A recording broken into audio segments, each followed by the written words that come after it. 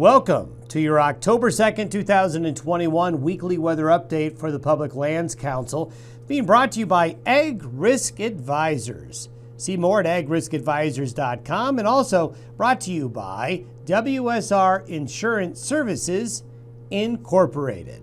This is what we're tracking for you this week. First of all, we're going to see a fairly benign start to October, a fairly mild weather pattern, not a lot going on in the western United States as we get October started. However, as we go further down the road, a change to a colder, more active pattern about a week from now is going to be commencing. Now, this is good news. This is going to bring some needed precipitation to some of you, but it's also going to bring that colder October weather we sometimes get in the western United States, and stock growers will need to pay attention to that, as well as hunters and folks who spend time outdoors. Now, by mid-October, it's going to be more unsettled.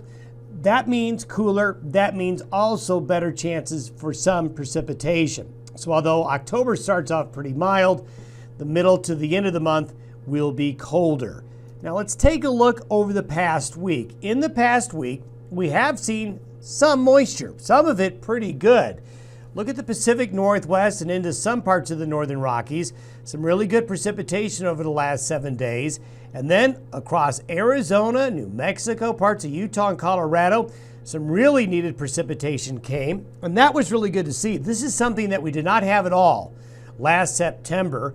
And then we had an area of decent rain, in fact, well over a half-inch of rain over some areas of central Wyoming, but only over a small area. As is usually the case with western United States weather systems, there are losers where the moisture wasn't as good, and such as that area there.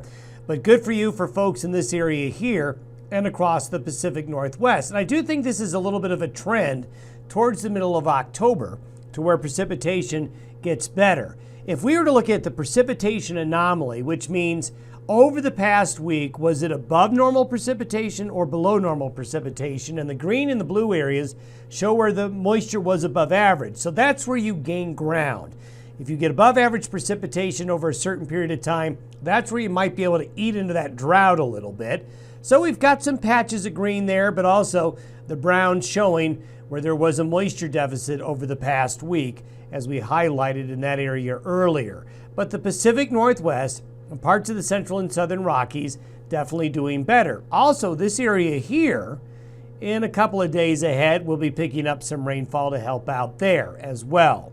Now, where we're going to go with the weather pattern, starting off to where we are now, is a fairly innocuous pattern. We've got a low heading into the Midwest. We've got a weak upper level low off the coast of California. Then we got a bigger area of low pressure up here in the Gulf of Alaska. This guy right here is going to be a major weather maker in about a week from now.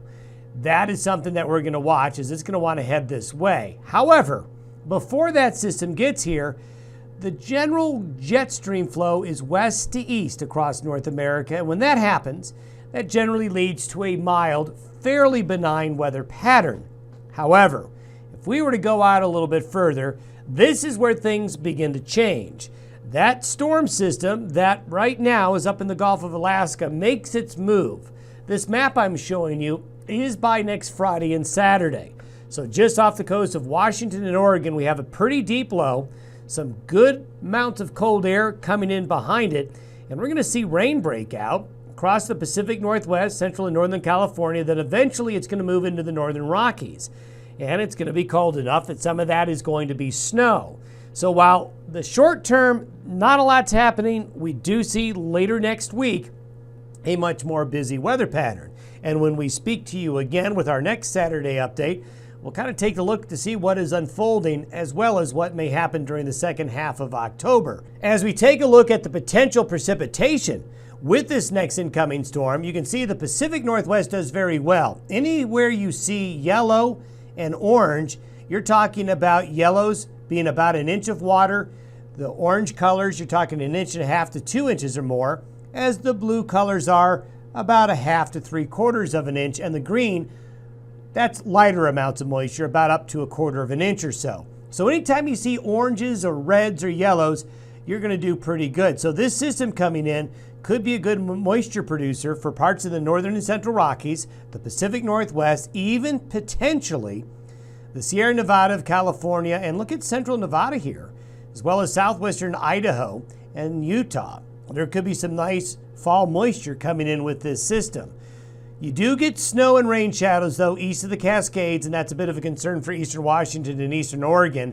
That happens frequently with these systems, but there may be some moisture getting over those mountains, let's hope. If we were to look at the snow threat, here it is.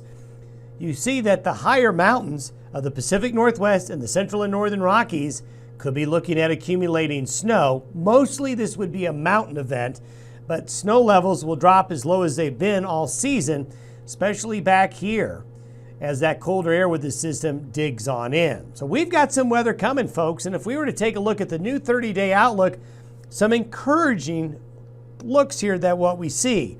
You can see the green and the blue. That represents above average precipitation potential, and in this area here, we have above average precipitation on the table. Look at central and even parts of Southern California, parts of the Pacific Northwest. Now we have this dry area here in Montana and Wyoming. We'll give this a little bit of a question mark. We may end up with more precipitation here than the long-range model is showing. But this is encouraging right here, because if this happens, this means more storms are coming out of the Gulf of Alaska and the Pacific and into the western United States, and that increases the odds of measurable rain and snow for the western United States in the next 4 weeks. Temperature-wise, most of the lower 48 states above average temperatures through the next 30 days. The white areas and the blue areas show where the tendency may be a little bit colder. And I do think that as October goes along, the coolest areas of the nation relative to normal will be right here. And we'll see what November, December brings. But October, relative to averages, doesn't look like a terribly cold month, but it does look like it will be getting more active, and hopefully that means badly needed moisture. So to summarize, we've got rain for the Pacific Northwest and parts of the Rockies and even parts of the Great Basin. By late next week and next weekend, it's going to be rain down low, rain and snow up high. The mild start to October is going to be trending cooler, however, by mid to late in the month. Nothing terribly cold, but cooler, and the frequency of shower activity does go up, which ultimately and hopefully will mean more rain in your rain gauge. Expect a more active pattern mid to late month as we stare down the end of October and look towards the beginning of November. Have yourself a great week ahead, everybody. Our next update will be Saturday, October 9th.